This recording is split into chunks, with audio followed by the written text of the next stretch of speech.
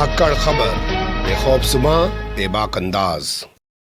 धाकड़ खबर में आपका स्वागत है। मैं आपके साथ हूं अकरम रईस खान। वैश्विक हलचल, जी हां, वैश्विक हलचल का वो ताजा बुलेटिन लेकर एक बार फिर से आपके सामने हाजिर हो चुके हैं, जिसमें बात करते हैं देश, दुनिया ही नहीं, गाजा, फिलिस्तीन, इजराइल और ईरान से जुड़ी हुई कुछ खास खबरों की, क्योंकि इस इलाके पर वर्तमान समय में पूरी दुनिया की नजर बनी हुई है। और इस सबको मैं इसलिए आसानी से आपके सामने रख पाता हूं क्योंकि हमारे साथ रोजाना जुड़ जाते हैं कृष्कांत जी, के जी, जो भारतीय वायुसेना के रिटायर्ड ऑफिसर हैं और जियो पॉलिटिक्स पर वाकई में अपनी पैनी और गहरी नजर रखते हैं और खबरों के अंदर की खबर को आपके सामने आसान अल्फाज में, आसान शब्दों में बयान भी करते हैं। बहुत शुक्रिया सर वक्त देने के लिए। थैंक यू मिस्टर अकरम। पहला जो अपडेट है वो एस जयशंकर से जुड़ा हुआ आ रहा, कहा जा रहा है कि वो जिनेवा गए, वो जिनेवा जाके उन्होंने पता नहीं क्या क्या बोल दिया, जिसको लेकर यहाँ कांग्रेस बहुत सारे ऐतराज कर रही है। तो वैसे तो कहीं ये कुछ करते नहीं है, बाहर जाके जो है कुछ बोल रहे हैं, तो इनके बोलने से क्या भारत का अपमान नहीं होता? सिर्फ राहुल गांधी के बाहर जाकर बोलने से ही भारत का अपमान होता है? इनके पीछे तो विदेश मंत्रालय या विदेश मंत्री होने का ठप्पा लगा हुआ है ना ऑफिशियली। हालांकि जो चीजें इन्होंने बोली है उस पर प्रश्न उठाया है कांग्रेस ने, उनके सीधे के सीधे उनके प्रेसिडेंट ने जो प्रश्न उठाया वो सही उठाया। पहली बात तो वहां पर जाके कहा है कि 75% भारत और चीन के बीच में जो जमीन का मसला था वह हल हो चुका है और चीनी सैनिक वापस जा चुकी है। इस पे यहाँ पर जबरदस्त रूप से बातें हुई, हंगामा हुआ कि हमारे एनएसए साहब गए और उसके बाद से सब चीजें हो गई, यह हमारी विदेश नीति की सफलता है। हालांकि इसी साल अप्रैल में इन्होंने बयान दिया था कि भारत का कोई भी हिस्सा चीन के कब्जे में नहीं है, और अपने प्रधानमंत्री के बात को दोहराई थी जो शुरुआती दौर में जब यह लड़ाइयां हुई थी, जिससे हमारे भी सैनिक और चीनी सैनिक भी हताहत हुए, तो उन्होंने कहा था कि भारत के क्षेत्र में कोई भी विदेशी सैनिक नहीं है। तो यदि नहीं थे तो 75% वापस कहां से आ गए? पहला प्रश्न इन्होंने ये उठाया, बहुत सही कहा। दूसरा, इन्होंने कहा कि जब से यह लड़ाई शुरू हुआ है तब से नरेंद्र मोदी का चीन प्रेम जो है सो भारत के लिए खतरनाक है। 56% हमने वहां से इंपोर्ट कर लिया, यानी ट्रेड बढ़ गया है। 56% आंकड़ा मैं श्योर नहीं हूं, लेकिन बढ़ा है ये मुझे मालूम है, बेहतरीन रूप से बढ़ा है। और भी कई तरह के राहुल गांधी पे टिप्पणी कर रहे हैं, वो खटाखट खटाखट, पता नहीं क्या राहुल गांधी ने शायद कहा होगा जल्दीबाजी के लिए कि कुछ भी खटाखट नहीं होता है।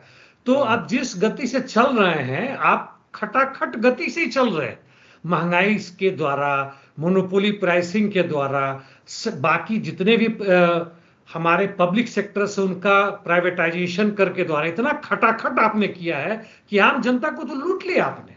आप कांग्रेस के ऊपर क्या आप आरोप लगा रहे हैं? तो जो इन्होंने कहा है, मतलब मेरे नजर में पहली बार इनका खुलासा हो गया है कि बड़े संजीदगी से बोलते थे और सवालों का जवाब देते थे। अब अभी चीन के मसले पर और दूसरे मसलों पर, राहुल गांधी के मसलों पर अननेसेसरली उनकी भद हो रही है। जी, लेकिन अच्छा भी तो हो रहा है, खबर छप रही है कि इजराइल कह रहा है कि मोदी सरकार हमारे यहाँ पर आओ, मेट्रो बनाओ, क्योंकि आपने भारत को इंफ्रास्ट्रक्चर के मामले में विश्व गुरु बना दिया है। इंफ्रास्ट्रक्चर मामले में तो चीन का मुकाबला आज अमेरिका और G7 में नहीं कर रहे हैं, और उनके हर G7 के मीटिंग में होता है कि हम लोग एक साथ जुड़ के चीन का जो बढ़ता हुआ साम्राज्य है ट्रेड में, खासकर इंफ्रास्ट्रक्चर में, रोड, रेलवे, ब्रिजेस और जितने भी इसके उपकरण है उससे रिलेटेड जितने भी हैं, जिसमें पावर सेक्टर भी है, उसका मुकाबला कोई नहीं, हमें कोशिश करनी चाहिए कि उसकी बराबरी करें। जहां तक भारत में मेट्रो है, बड़े खूबसूरत बना, इसमें संदेह नहीं है। दिल्ली के मेट्रो को देखिए, हालांकि उस मेट्रो का आधारशिला शीला दीक्षित के ही समय में हो गया था, कांग्रेस की जो मुख्यमंत्री यहाँ पे थी, और उसी का आगे विस्तार हुआ है। हाँ, जहां तक इजराइल की बात है, इजराइल के अभी नए राजदूत आए हैं, वो बारंबार भारत की प्रशंसा कर रहे हैं। यहाँ के जो मजदूर जा रहे हैं उनके लिए वो बड़े संतुष्ट है, इस तरह की बयानबाजी कर रहे हैं ताकि भारत के लोगों को दिखाएं कि इजराइल उनका सही में मित्र है, केवल यहाँ के प्रधानमंत्री या यहाँ की सरकार ही मित्र नहीं है। दूसरे, उन्होंने फिलिस्तीन के जितने भी नागरिक थे उनको भगा दिया, मजदूर थे उनको भगा दिया। भारत से मजदूर ला रहे हैं ये बिल्डिंग करने के लिए। और इसके साथ साथ यह भी है कि वहां पे कोई भी निर्माण काम अब करने में वो सफल नहीं है, क्योंकि गोला बारूद बनाने, उस सब चीज में लड़ने में सब जा रहे हैं, तो वो भारत की तरफ रुख ले रहे हैं। दूसरी तरफ यदि भारत को उन्होंने बहुत सारे इंफ्रास्ट्रक्चर इस तरह के बेचे हैं जिसमें टेलीफोन कैसे टैप करें, वो सब ऐप जो बेचे हैं उसमें बहुत सारे पैसे उन्होंने कमाए हैं। भारत के रुपया का करें तो क्या करें, तो वो कह रहे हैं जैसे रूस भी कर रहा है, यह भी करे कि आओ भाई तुम 100 किलोमीटर का हमारा मेट्रो है वो बना दो, कुछ ये बना दो, सामान हमको बेच दो ताकि हमारे लोग मुक्त है। और अंततः उन्होंने कहा, बड़ी ध्यान से हमारी जनता इसको समझे, इस राजदूत ने कहा कि इजराइल वैसे लोगों के बीच से बिडिंग करेगा, इसको भारत का नाम ले, बिडिंग होगा, भारत को डायरेक्ट नहीं दिया जा रहा है, जो बढ़िया बनाए, क्वालिटी बढ़िया चाहे और सस्ते दरों में हो। यानी वह मुफ्त खोरी नहीं करवा रहे हैं कि भारत का इंफ्रास्ट्रक्चर बड़ा है, मित्र है, इसलिए आओ भैया हमारे यहां से मुनाफा कराओ।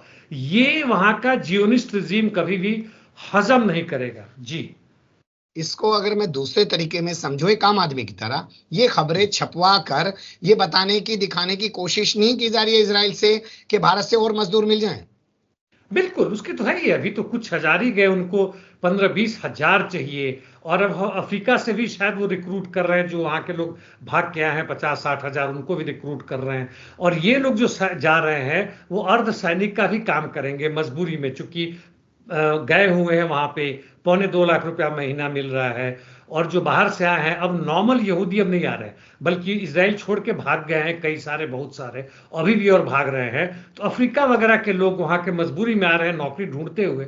उन्होंने यहां तक कहा कि तुम्हें हम परमानेंट वो दे देंगे, लेकिन तुम ये सब काम करो, तुम्हें युद्ध में हमारे साथ शामिल होना पड़ेगा। उस तरह के सैनिक तो बना नहीं सकते, तो पीछे से सामान ढोने, छोटे से बंदूक लेने, वो करने, यानी जहां फॉर्डर की जरूरत पड़ेगी, जहां चारा की जरूरत पड़ेगी, तुमको आगे बढ़ा दिया जाएगा, हमारे सैनिक पीछे से करेंगे, नहीं तो पीछे से तुम उनकी मदद करो। जी, ये बासमती चावल की एक्सपोर्ट ड्यूटी का क्या मामला है, और इस खबर से पाकिस्तान का क्या कुछ लेना देना है? पाकिस्तान से इस मामले में है कि कंपटीशन है, हो सकता वहां का बासमती चावल जो बड़ा ही फेमस है, खासकर हमारे क्षेत्र से जुड़ा हुआ जो उनका क्षेत्र है, पंजाब का जो बंटवारा हुआ वहां पे, जम्मू कश्मीर से भी सटे हुए क्षेत्रों में, तो बड़ी उम्दा किस्म का है। और वहां पर शायद वो एक्सपोर्ट ड्यूटी उतना ना हो, और हमारे एक्सपोर्ट की मतलब थोड़ी सी गड़बड़ होगी। इसका कारण ये था कि इन लोगों ने लगा दिया कि मिनिमम जो हमारा चावल जाएगा उसका $2,000 या ऐसे कुछ रेट उन्होंने किया, 1200, माफ कीजिएगा, 1200 क्विंटल का $1200 पर क्विंटल चार्ज होगा।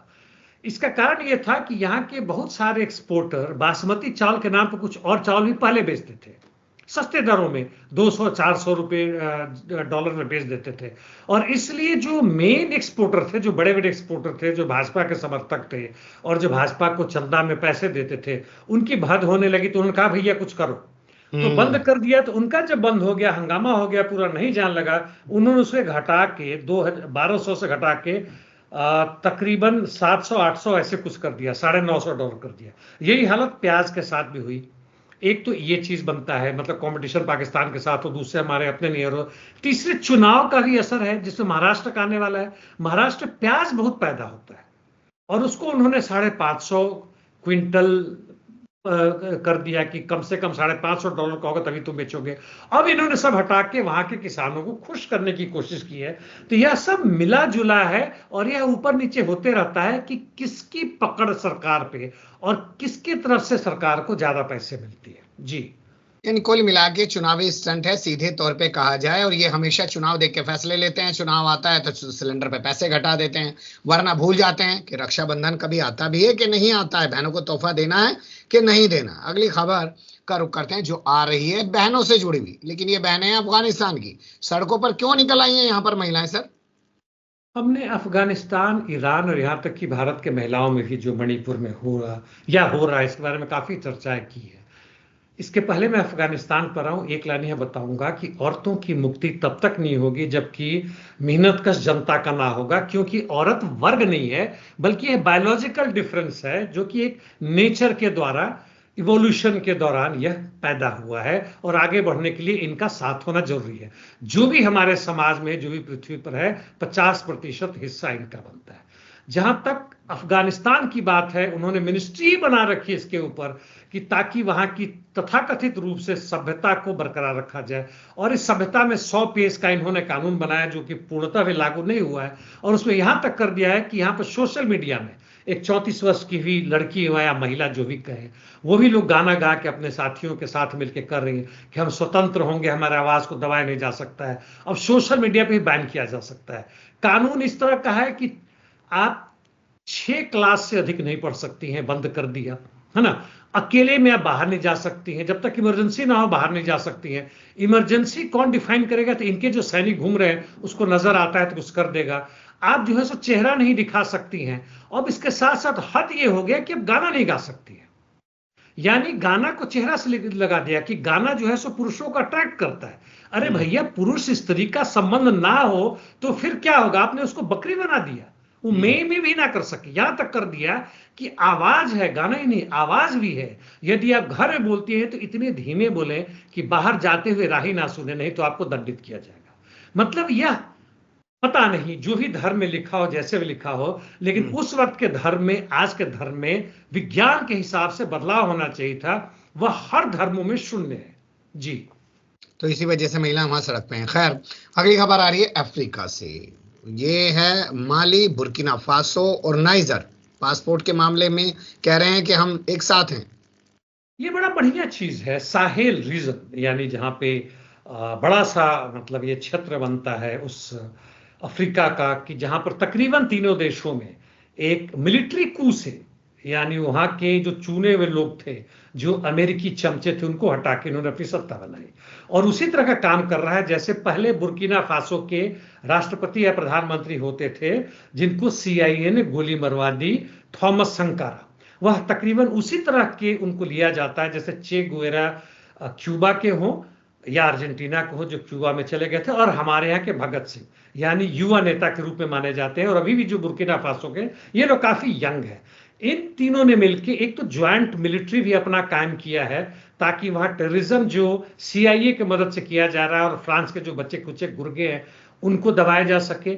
दूसरा, इन्होंने आर्थिक नीति आपस में एक जैसी करने की कोशिश की है ताकि मिलजुल के काम करें, क्योंकि जो वहां का जो था इकोवॉस यानी Economic Community of West African States, ये वेस्ट अफ्रीका में आते हैं, उनका जो था, और वह पूरी तरह से अमेरिका के अंदर में आता है। जब ये तीनों होकर अलग होने लगे, इन लोगों ने यहां तक भी कोशिश की थी कि अपनी मिलिट्री भेज के वहां दबाया जा सके, लेकिन चूंकि रूसी सैनिक भी पहुंचने लगे इसलिए इन्होंने बंद किया, नहीं तो नहीं होता।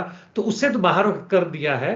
और अब कहते हैं कि पासपोर्ट वीजा की भी आपस में जरूरत ना पड़े, वैसे ही जैसे कि यूरोपियन यूनियन में होता है। और यह पूरे अफ्रीकी वासियों के लिए जो पैन अफ्रीका की बात करते हैं, अमेरिकी साम्राज्यवाद, फ्रांसीसी या ब्रिटिश साम्राज्यवाद का विरोध करते हैं, सबके लिए एक बहुत बड़ा रास्ता बनता है, प्रदर्शन बनता है कि यदि तुम स्वतंत्र नहीं होगे तो जैसे कर्नल गद्दाफी को मार दिया पकड़ के, और आज वह एक उन्नत देश की तरह बढ़ रहा था। उस पूरे लीबिया को उन्होंने दास प्रथा वापस ला दिया, जहां की एक अफ्रीकी दूसरे अफ्रीकी को या अमेरिकी और ये सब उठा के खरीद के लेके जाते हैं जी। ठीक है, इस पर और विस्तार से फिर कभी बात करेंगे। अभी रुक करते हैं अमेरिका चुनाव से जुड़ी खबरों का। और ट्रंप पर हमला हो गया है सर। हालांकि जो हमला होने की बातें की जा रही हैं वो मुझे अजीब और गरीब लग रही हैं। ट्रंप अंदर गोल्फ खेल रहे हैं, अचानक बाहर फायरिंग की आवाज आ जाती है, एक हमलावर भागने लग जाता है, दूसरे शहर में जाके उसको पकड़ लिया जाता है। हमलावर को भी लगा होगा ऐसे ही पटाखा सा चला देता हूं, कम से कम पूरी दुनिया में चर्चा का विषय तो बन जाऊंगा। या ट्रंप ने ये अपने ऊपर खुद करा लिया है ताकि लोगों को लगे अरे भैया ट्रंप को तो मरवाना चाहते हैं डेमोक्रेट्स और उसको फायदा मिल जाए चुनावी। आप कैसे देखते हैं पूरे घटनाक्रम को? देखिए, बहुत तरह की षड्यंत्रकारी सोच विचार आ रहा है। जहां तक अभी के वर्तमान राष्ट्रपति उपराष्ट्रपति हैं, उपराष्ट्रपति वो खुद ही मतलब कमला हैरिस चुनाव लड़ने जा रहे हैं, इन लोगों ने इसकी निंदा की है। करना ही था, वो चीज तो हुआ। जहां तक इस बंदे की बात है, अधेड़ मतलब 50-55 साल के था और AK-47 वहां पाया गया। और मुझे जहां तक एक और जानकारी मिली है कि दो गैंग मतलब दो बंदों के बीच आपस लड़ाई थी, एक दूसरे पे गोली चला रहे हैं। ट्रंप से इनका कुछ भी लेना देना नहीं था। हालांकि इसने जिसने गोली चलाई है उसने पहले सोशल मीडिया पे लिखा था कि वो ट्रंप के खिलाफ है, और वहां की FBI अब इसकी जांच कर रही है। हालांकि अभी तक उनको कहा है कि कुछ भी ऐसा नहीं मिला है जिससे कहें कि ट्रंप के खिलाफ ये मसला है। लेकिन ट्रंप और उसके जितने भी उसके प्रचार मीडिया वाले हैं पूरी जोर शोर से लग गए हैं कि ट्रंप के ऊपर दूसरा हमला किया गया है और इसलिए अमेरिका को बचाना है तो ट्रंप को बचाओ। यह व्यक्तिवाद उतना ही जहरीला है जितना एक धर्म, जाति व्यवस्था या देशवाद है। और इसी का उभार करके वहां कोशिश कर रहे हैं कि वहां के मेक अमेरिका ग्रेट अगेन, यहाँ की जो व्हाइट कलर के जो लोग हैं, यानी जो गोरे लोग हैं, उसके नाम पे वहां के जो पूंजीवादी साम्राज्यवादी व्यवस्था है, जो कि अभी ढहता हुआ नजर आ रहा है युद्ध के कारण और अंदरूनी गड़बड़ियां के कारण, उसको फिर से मजबूत बनाया जाए। जी, कुछ चीजों को अमित शाह वाले स्टाइल में, यानी कि क्रोनोलॉजी वाले स्टाइल में समझते हैं। बताया गया कि आखिरी टाइम पे ट्रंप ने फैसला लिया कि वो गोल्फ खेलने जाएंगे। अब वो एक तरफ तो गोल्फ खेल रहे हैं, बाहर फायरिंग हो रही है, फिर उनका एक कहना कि मैं घबराऊंगा नहीं, मैं डरूंगा नहीं। गोल्फ खेल के वो अपने आप को जवान दिखाने की कोशिश कर रहे हैं, क्योंकि उनकी उम्र पे सवाल उठ रहा है। गोलियां चलने के बाद भी वो हौसला दिखा रहे हैं कि मैं रुकूंगा नहीं। आपको कुछ संयोग नजर नहीं आता सर? देखिए, मान लीजिए कि सही में प्लान किया गया, उस बंदे ने कहा कि भैया हम ऐसा करता हूं और अब राष्ट्रपति बनेंगे तो छोड़ ही देंगे, और 2-4 करोड़ क्या, मतलब 100 करोड़ भी उसको डॉलर दिया जा सकता है यदि ट्रंप जीतते हैं तो, और उनका यदि गुर्गा है तो। लेकिन देखिए, बार बार मैं ही कहता हूं कि दिखाने की कोशिश है कैसे फोटोग्राफी, कैसे प्रोपेगेंडा काम करता है। अपना फोटो खिंचवाइए कि मैं गोल्फ खेल रहा हूं, बड़ा बहादुर हूं। अपना फोटो दिखाइए बकरा के साथ, बकरी के साथ, बकरी को गोद लेके देखो बेचारी मर रही थी, मैंने बचाया। अपना आप दिखाइए कि समुद्र के किनारे जाके आप वेल को बचा रहे हैं, वगैरह वगैरह कर रहे हैं। राजीव गांधी ने ऐसा किया था या किसी और ने किया था। पूरी दुनिया में ये जो दिखाने की कोशिश या है, मोदी जी की तरह मगरमच्छ को कंधे पे उठा लीजिए। जी हाँ, वह भी एक उदाहरण है। तो यह सब मजाक है, और जनता यदि इसको नहीं समझती है, ये फिल्म के स्टार, खेल जगत के स्टार यदि दिखाते हैं, तो उनकी तो मजबूरी है कि प्रचार करना है ताकि वो, उनको पैसा मिले, उनको लोग देखें, वो जो एड में आते हैं उसके लिए उनको पैसे मिले। लेकिन ये अपनी सत्ता बनाने के लिए, जनता को लूटने के लिए करते हैं, और इस बात को बार बार हमें करना पड़ेगा। बाय द वे, मेरे दिमाग में तुरंत आया कि जेवी स्टालिन तथाकथित रूप से जो एक तानाशाह और व्यक्तिवादी आदमी थे, वह बिल्कुल व्यक्तिवाद का विरोध करते थे, खुद खिलाफ भी। उन्हीं के समय में जब कहा गया था कि मार्क्सवाद लेनिनवाद स्टालिनवाद हो गया, कहने वालों को सबके सामने झाड़ा, बुरी तरह झाड़ा कि मार्क्सवाद लेनिनवाद खत्म, मेरा कोई वाद नहीं है, मैं उनका एक शिष्य हूं और इस चीज को कर रहा हूं। जी, ये जेडी वेंस, यानी कि रिपब्लिकन की तरफ से जो उपराष्ट्रपति के प्रत्याशी बनाए गए हैं, हैती के मुद्दे पर ट्रंप का साथ क्यों नहीं दे रहे हैं? हैती के मुद्दे पे हैती वासियों के खिलाफ जो हंगामा हो गया, वह केवल हैतियों के खिलाफ नहीं, पूरे ब्लैक कम्युनिटी के खिलाफ जाता हुआ नजर आ रहा है। और इसलिए वह कहीं ना कहीं से, पहले वह बाइडेन के खिलाफ जरूर थे, लेकिन कमला हैरिस के आने के बाद से जो 4-5% जो ढुलमुल था, जिसमें दूसरे अल्पसंख्यक धार्मिक रूप से लें, वह भी कहीं ना कहीं उनकी तरफ जा रहे हैं। इसलिए लोग आपस में दिखाने के लिए ऐसा कर रहे हैं और कोई अंतर नहीं पड़ता है। लेकिन ये लोग जहां तक शरणार्थी है उसके जबरदस्त खिलाफ हैं, नहीं चाहते हैं कि बाहर के मुल्क के लोग, चाहे वह मेक्सिको से हो, हेती से हो, या यहां तक कि आसपास के और अन्य देशों से भी हो, यूरोपियन यूनियन के देशों से हो, वो खासकर ये यूक्रेन वाले वहां आके शरण ले, ये लोग नहीं चाहते। जी, मैं टेलर स्विफ्ट से नफरत करता हूं, ट्रंप बाबा कह रहे हैं। हालांकि इसके कहने के बाद से, जिसका आपने उदाहरण लिया जेडी वेंस और दूसरे लोग, ये लोग भी चुपचाप, वो लूमर या कोई थी जिसकी बातें हमने कल की थी, ये लोग इसे अपना किनारा कर रहे हैं, क्योंकि इन्होंने किसी से मतलब बातचीत नहीं किया था, अपने जो टीम है कि क्या किया जाए क्या नहीं किया जाए। लेकिन जैसे ही इसने, इस गायिका ने, जिसके 100 मिलियन फॉलोअर्स हैं, जो उन्होंने डाला था कि मैं कमला हैरिस का सपोर्ट करेंगे क्योंकि बहुत ही विशाल, उनकी जबरदस्त उनकी छवि है और वो काम करने में स्वतंत्र हैं और वगैरह वगैरह, मैं उनको सपोर्ट करती हूं, तो 10 मिलियन यानी 1 करोड़ लोगों ने मतलब चंद घंटे में उसको सपोर्ट किया। और इसलिए इन्होंने आवेश में आके कह दिया कि आई हेट, है ना, उनके से घृणा करते हैं। लेकिन अब ये लोग कह रहे हैं कि भैया कुछ ना बोलने से गड़बड़ होगा, इसलिए कुछ बोलो, यानी तुम भी उसमें आओ। यह देखिए, प्रोपेगेंडा का यह भी चीज है, आप उसमें यदि नहीं है, मान लीजिए कि अभी विपक्ष में कांग्रेस बनाम लेफ्ट में आंदोलन चल पड़ता है, तो बीजेपी दरकिनार होती, जनता केवल कांग्रेस अच्छा है कि लेफ्ट अच्छा है इसमें सोचने में लग जाएगी। और इसलिए बीजेपी जबरदस्ती कुछ ना कुछ लेफ्ट का या वो करेगी कि भैया हमारे बीच से उनसे पैदा करेगी कि एक लोग कहेगा कांग्रेस ठीक है, दूसरा कहेगा वो ठीक है, ताकि वो भी चर्चा में है। यह भी प्रोपेगेंडा का एक नियम है साइकोलॉजिकली। जी चलिए अब रुक कर लेते हैं गाजा से जुड़ी खबरों का, और यहाँ पर कौन सी साइकोलॉजिकल वार हो रही है और उसका असर इजराइल से लेकर अमेरिका तक कैसे दिख रहा है, इस पर आप विस्तार से बताइएगा। 11:30 का समय लगता है। 1270 मील का सफर तय करके एक मिसाइल तेल अवीव में दाखिल हो जाती है। यमन के हूतियों द्वारा वो चलाई जाती है। कोई उसे बैलिस्टिक मिसाइल बता रहा है, कोई उसे सोनिक मिसाइल बता रहा है, कोई हाइपरसोनिक बता रहा है, सुपरसोनिक बता रहा है, ना जाने क्या क्या बता रहा है। आपके पास क्या क्या जानकारी है सर? सबसे पहले कि यह मिसाइल जो है, ये इस तरह का मिसाइल ईरान में होता था जिसने हुतीज को दे रखे, और हुतीज ने इस मिसाइल को अपने इंजीनियरिंग, अपने तकनीकी तरीके से उसका डेवलप किया। मैं इसको मानता हूं क्योंकि हमास ने भी इस तरह की इंजीनियरिंग कर रखा है और हिजबुल्लाह ने भी कर रखा है। हो सकता है नॉर्थ कोरिया के भी कुछ एक्सपर्ट ने बताया हो कैसे करें। और इस मिसाइल को इन्होंने डेवलप किया है तो बैलिस्टिक मिसाइल ही, मतलब ये एक बार लॉन्च कर दिया, उसके बाद से केवल डायरेक्शन करेंगे, बाद में इसमें दोबारा लॉन्च करने से इंजन जैसा चीज नहीं कि उसको लेकर चले जा रहा है, जो कि क्रूज मिसाइल में होता है। और हाइपरसोनिक ना होने के बावजूद भी तकरीबन उस स्थिति में है, चूंकि 12 मिनट में डिस्टेंस जिसकी आपने चर्चा की और कवर करता है, तो लगता है कि हाइपरसोनिक मिसाइल है। और यदि हाइपरसोनिक ना होता तो करीब 30-40 surface to air missile Israeli defence forces ने लॉन्च की इसको इंटरसेप्ट करने के लिए। जब से पता चला, शॉर्ट टाइम में पता चला, क्योंकि 12 मिनट तो आ ही गया, 5-6-7 मिनट के बाद जब पता चला, इन्होंने सायरन बजाई, कई जगहों में पूरा हंगामा हो गया और पूरे मतलब तेल अवीव और आसपास के इलाकों में लोग भाग रहे हैं। खासकर सेटलर्स तो बहुत गबड़ा है, मतलब जो भी हिम्मत वो दिखाते हैं बेचारे उन फिलिस्तीन को मारने के लिए जो वहां पे निहत्ते हैं। लेकिन अब उनको एक मिसाइल से इस तरह का दहशत जो दिखा वह मतलब देखने लायक। ठीक है, मैं उनके खिलाफ नहीं हूं, चूंकि उनकी भी मजबूरी है।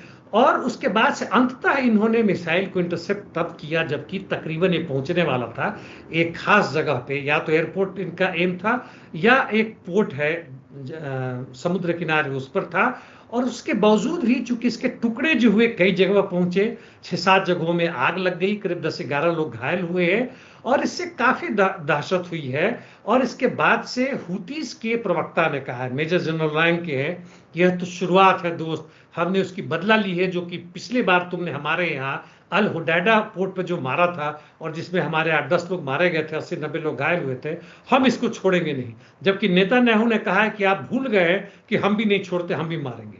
जी मैं इसी पे विस्तार से बात करना चाहता हूं, जो उन्होंने कहा शुरुआत है। क्या उन्होंने एक ट्रायल किया है कि देख लेते हैं, और इसके बाद अगर वो दर्जनों की तादाद में उधर से मिसाइल दागने लगे तो क्या होगा?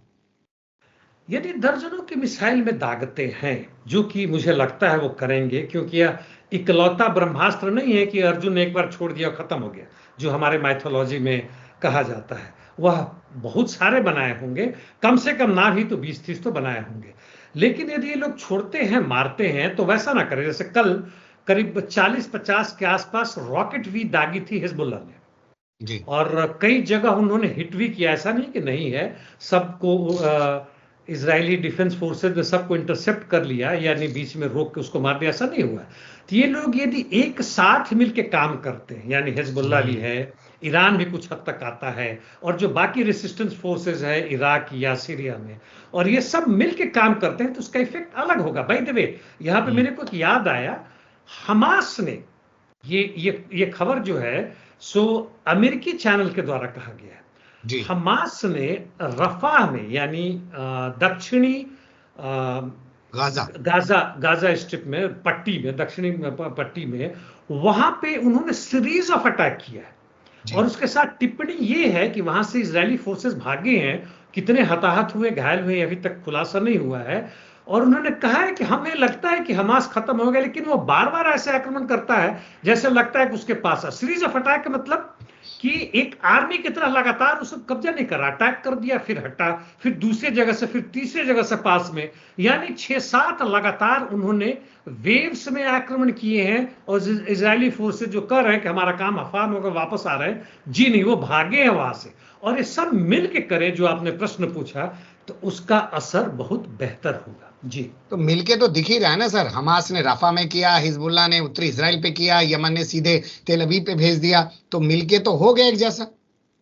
इसके पीछे में ईरान कहाँ है? यदि वह बदला चुका रहा है इस्माइल की हत्या का इस तरीके से, तो ठीक है, इतनी ताकत बनती है, लेकिन और आगे होना चाहिए। जी चलिए अगली खबर का रुख करते हैं। ये जो खबर छपी है इसके बारे में विस्तार से बताइएगा। क्या अब अफ्रीकियों को लड़ाया जाएगा हमास से? अफ्रीकी 40,000 वहां पे जहां तहां से भागे आए हुए हैं और शरणार्थी बन के आए हुए हैं। वैसे भी बता दूं कि जो यहूदी बने हैं, मतलब धर्म के हिसाब से, लेकिन हैं तो ब्लैक ही, काले हैं, इन लोगों के खिलाफ डिस्क्रिमिनेशन है इजराइल में। वो बराबरी का अधिकार नहीं है, चाहे होटल हो, चाहे इनकी संपत्ति हो, या इनका राजनीतिक अधिकार हो, हर तरह से वो दिखता है। और इस पे इजराइल सरकार ने इनको कहा है कि यदि आप यहाँ के परमानेंट नागरिक बनना चाहते हैं तो आपको सेना में भर्ती होना पड़ेगा। देखिए किस तरह से फंसा रहे हैं लोगों को, चाहे इजराइल के अपने लोग हों, या बाहर से आने वाले अफ्रीकी मूल के हों, या भारत से मंगवा रहे हैं ये लोग, या दूसरे तरीके से मंगवा रहे हैं, लेकिन इनको फॉडर यानी इनको चारा बना रहे हैं कि कैसे लोग आगे जाएं। और इजरायली डिफेंस फोर्सेस में पहले भी रिपोर्ट आ चुका, हाल फिलहाल में इस तरह आ चुका है कि अब वहां के अपने जो आर्मी है वो भाग रहे हैं, वो नहीं लड़ना चाह रहे। वो कह रहे हैं कि काफी हो गया, हम घायल भी हो गए हैं और हमारी मानसिक संतुलन जो शॉक लगा इस बुरी तरह हो गया है कि अब हम हमास के खिलाफ लड़ने को तैयार नहीं। अब केवल हम नेतन्याहू को बचाने के लिए, उसकी सरकार बचाने के लिए हम अपनी जान क्यों दें। जी मान लेते हैं कि गोरे यहूदी जो हैं वो पीछे हट गए हैं, अब ये काले यहूदी जिनकी आज तक कोई इज्जत नहीं थी, अब इनको ईंधन बनाने की कोशिश की जा रही है। तो यहूदी काला हो चाहे गोरा हो, लड़ तो हमास के खिलाफ रहा है। कालों के लड़ने पर हमास इतना एतराज क्यों कर रहा है? हमास यह दिखाने की कोशिश कर रहा है, यह प्रोपेगेंडा है कि दोस्तों तुम बाहर से आए हो, जो भी हो, धर्म के नाम पर, हालांकि धर्म के नाम पर हमास भी लड़ रहा है, देश की स्वतंत्रता के लिए हम सपोर्ट कर रहे हैं, लेकिन धर्म के नाम पर हम किसी को नहीं सपोर्ट कर रहे हैं। तो बाहर से आने वाले, पहले तो प्रोपेगेंडा है कि ये लोग आ रहे हैं। नंबर 2, यदि हर कोई जानता है ये बाहर के आने वाले भाड़े के सैनिक, भले वहां का नागरिक बना दिया जाए भविष्य में आने वाले में, ये मर्सनरीज हैं किसी न किसी तरह से, जैसे हमने यूक्रेन में देखा है, फ्रांसीसीज और इंग्लैंड और खासकर पोलैंड के जो लोग आ रहे हैं, ना उनको जगह का, ना उस एरिया का, ना उस टेरान का की जानकारी होती है, ना वहां के साथ जो उनके कमांडर जो हैं ओरिजिनल हैं, या ये खुद ही कमांडर बनते, उनके बीच में तालमेल होता है। और इसलिए इनके मारे जाने की संभावना, इनकी सक्सेस की संभावना ऐसे भी 30 to 40% घट जाती है। और इसलिए ये लोग जो हैं, खासकर ये अफ्रीकी मूल के निवासी जो आके वहां लड़ेंगे, या भारत के लोग जाकर लड़ते हैं, ये निश्चित रूप से मारे जाएंगे और हारे जाएंगे, यह बराबरी नहीं आ सकते। जी चलिए अगली खबर एक छपी है। नवंबर में जे 3 बंधकों को इजराइल ने मार डाला था, अब जाके कहा हाँ साहब वो हमारे से ही मर गए थे गलती से। हाँ, यहाँ तक कि कहा गया है कि वहां पे सफेद झंडा भी था, लेकिन एयर स्ट्राइक चला के इन्होंने मारा। लेकिन नेतन्याहू और उनके सरकार का कहना है कि यह तो कोलैटरल डैमेज होता है, इतना बड़ा युद्ध हो रहा है, 2-4 लोग मारे गए तो क्या हो गया, अपनी जनता को समझाने की बात कर रहे हैं। लेकिन इजरायली जनता जो विरोध कर रही है, वह लाखों में विरोध कर रही है नेतन्याहू के खिलाफ। नेतन्याहू का नया कानून जो नेतन्याहू को फ्रीडम देता है अपने करप्शन के खिलाफ, जो खुद उन्होंने करप्शन किया हुआ है, नेतन्याहू के आईसीसी वारंट, वो आने वाले आईसीजे की तरफ जो हो रहा है उसके खिलाफ, ये सब मिला के दी वहां की जनता सही में केवल शनिवार के शनिवार नहीं, बल्कि पूरी तरह से वहां ठप कर दे कि युद्ध अब नहीं होगा, चाहे जो हो जाए, ना हम तुम्हारे सामान को आने जाने देंगे, ना कुछ करेंगे। और वहां की भारी संख्या में जनता है और वह करती है तो निश्चित रूप से, और उनके समर्थन में पूरे यूरोप, अमेरिका, भारत, हर जगह की जनता खड़ी हो जाए, देखिए हफ्ते भर के अंदर युद्ध बंद होता है कि नहीं। जी बिल्कुल आप सही कह रहे हैं। और इस बात से एक चीज पर और मोहर लगती है कि जितने भी तमाम लोग मारे गए हैं आज तक, अमेरिका के हों, फ्रांस के हों, ऑस्ट्रेलिया के हों, या इजराइल के ही हों, जो बंधकों के तौर पे वहां मारे गए हैं, वो आईडीएफ ने जानबूझ के मारे हैं। 3 को स्वीकार कर रहे हैं। अगली खबर है इराक के बगदाद से। यहाँ पर हमास का दफ्तर खुल गया है सर, यहाँ पर हुतियों का दफ्तर खुल गया है, और कहा जा रहा है कि ये तो सब ईरान समर्थित है और ईरान के इशारे पर ये हो रहा है। अमेरिकी मीडिया, वेस्ट मीडिया बड़ा परेशान है इससे। वेस्टर्न मीडिया तो परेशान है। वेस्टर्न के जो तथाकथित रूप से पदाधिकारी हैं डिफेंस के, या पॉलिटिकल, मिलिट्री, पॉलिटिकल, जियोपॉलिटिक्स जो भी है, एक्सपर्ट है, वो बड़े परेशान हैं कि भाई जो 20-21 वर्ष पहले हमने एक डिक्टेटर सदाम हुसैन को हटाया था, ये लोग कहने के लिए डिक्टेटर कहते हैं, लेकिन उसके बाद से इराक का इन्होंने क्या हालत कर दिया, लीबिया के मैं अभी तुरंत बात कर चुका हूं, इन्होंने निस्तानाबूद कर दिया अफगानिस्तान को, वहां के औरतों को कहां से कहां भेज दिया। पूरा का पूरा यूक्रेन खात्मे के कगार पे है, तकरीबन खत्म हो चुका है। और अब ये लोग कह रहे हैं कि भाई उतना समय लड़ने के बाद भी, और वहां पे सारे मुस्लिम उग्रवादी फिर से आ रहे हैं, हमास आ रहा है, हिजबुल्लाह आ रहा है, वास्तव में ऑफिस खुल चुका है। तो इनके शोर मचाने से कुछ नहीं होता है। ये सारे इन्हीं के बनाए हुए हैं, तालिबान इन्हीं के बनाए हुए हैं, मुस्लिम ब्रदरहुड इन्हीं का बनाए हुए हैं। इजिप्ट में भी वही हो रहा है, जॉर्डन में भी जनता वहां की जबरदस्त भिड़ रही है, जबरदस्त बढ़ रही है। चुनाव में फिर से जो इस्लामिक गठबंधन है उसका चुनाव में उनको काफी भारी मात्रा में उनका इजाफा, वो जीत रहे हैं। यह इन्हीं लोगों का किया हुआ है। एक कहावत है, मियाँ की जूती मियाँ के सर। पता नहीं, यदि खराब होगा तो इसको आप हटा दीजिएगा, लेकिन मेरे कहने का मतलब है कि आपने जो राक्षस बनाया, फ्रैंकस्टीन उसको अंग्रेजी में कहते हैं, इफेक्ट, वही आपको फिर खा रहा है, और वो हो रहा है अमेरिका के साथ। जी बिल्कुल आपने सही कहा। और ये कहावत है, हम कहावतों का इस्तेमाल करते हैं, इससे सीधा हम आपको बता देते हैं भाई ये किसी समाज का, किसी व्यक्ति विशेष का, किसी धर्म का अपमान करने की हमारी कोई सोच होती नहीं है। और सर ने इसको लेके पहले ही बोल भी दिया है।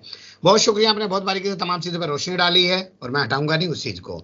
और फिर ऐसे ही किसी सुलगते हुए या उलझते मुद्दे लेकर आपके सामने हाजिर होंगे। और आपने तमाम चीज़ों पर जो रोशनी डाली उसके लिए आपका बहुत धन्यवाद। Thank you mister Akram.